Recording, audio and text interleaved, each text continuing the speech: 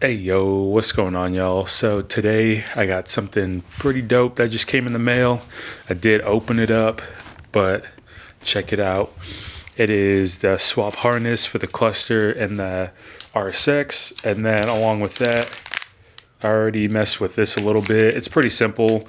This is just going to change the miles per hour, fuel gauge, and temp gauge. And then I run over the instructions on how to adjust all of that. And then right here, I still have the S2000 cluster. It's just been sitting around. So pretty excited to throw this in there. But without further ado, I'll show y'all what y'all get in this box. So this is everything you're going to need to swap this cluster into the RSX. You're going to need a custom harness, the K-Tune dash converter box, and then obviously the S2000 cluster. And then with the harness from S2000 cluster swap, it's going to be this main harness and then another harness. So I did all this last week, try to get everything situated, but I don't think it's going to work in my setup, only because my RSX is not stock.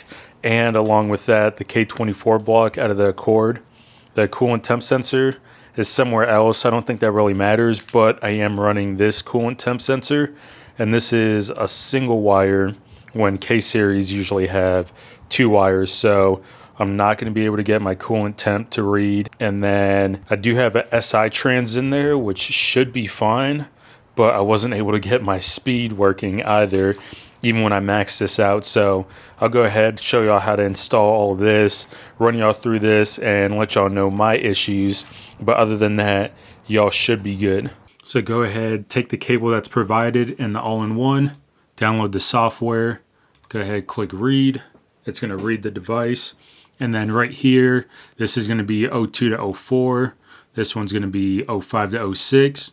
And then whichever AP1 or AP2, we're going to be down here for the 2-wire K-series. So mine is AP1, so I'm going to click that. But like I was saying, I have that single wire coolant temp sensor, so I thought maybe this would fix the issue, but it actually didn't. So if you have a K-series in yours, you'll just click that AP1, and then you can click edit to adjust the tables a little bit.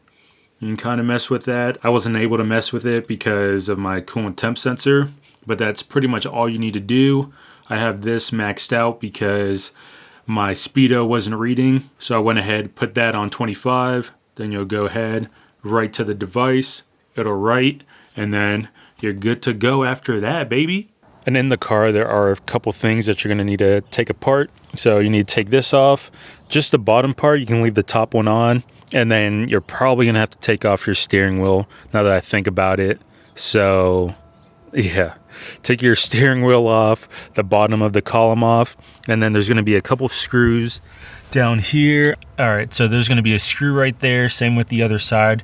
You'll take that off, and with the same Phillips that you use to take those screws out, go ahead, push that up, and then your cluster will start coming out. So just walk it out from the top, and then that's everything on the driver's side. So let's move over to the passenger side. With the same Phillips you used to take the cluster out, you're gonna come down here, push those tabs in, that one, I already took that one out, and the other one over here. So it's gonna look like that. You're gonna pop that out, and then behind there is going to be the ECU where we're gonna be tapping into. Once you got that panel off, you're gonna go to the B connector, and depending on if you're in a 02 to 04 and 05 to 06, the pins are gonna be a little different, or the wires that you're gonna tap into. It's a little bit different. I'm gonna leave the instructions in the description, so make sure you follow that. One of the wires are gonna be for the temp sensor, and then the other one is going to be the charge. So tap into those two wires. You can route it however you want, all the way up to the cluster. And then once you're at the cluster, pretty much gonna look like this. So I threw some loom over these wires just because I didn't want these going all over the place and all that. So this one comes all the way from over there, taps into the ECU.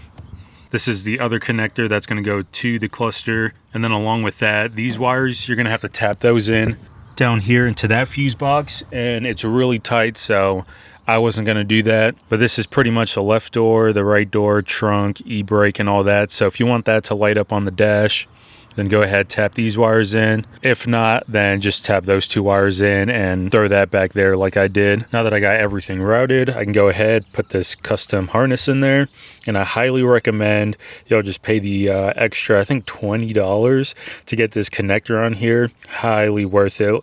He does not charge a lot to get that connector on there, and that'll just save you a whole bunch of time and having to splice into that just to get these wires in there.